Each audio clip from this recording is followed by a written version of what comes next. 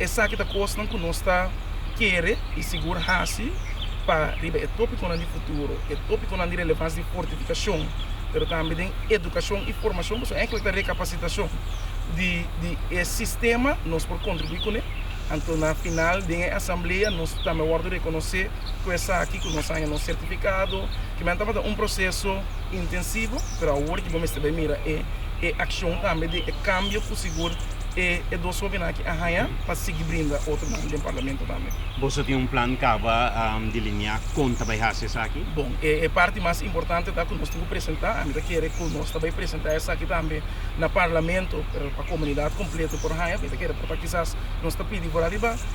a medida que está pensando arriba uma reunião para arriba funcionamento do parlamento, para que nós também seguro o quadro aqui que nós ajuda é órgão especificamente para a comunidade por compreender, pero também para ajudar o processo e acaba andando de quadro com o colmo para sobre nossa de comissão para considerar um presídio a isso de começo assunto doméstico que nós está trabalhando um trajeto de recapacitação local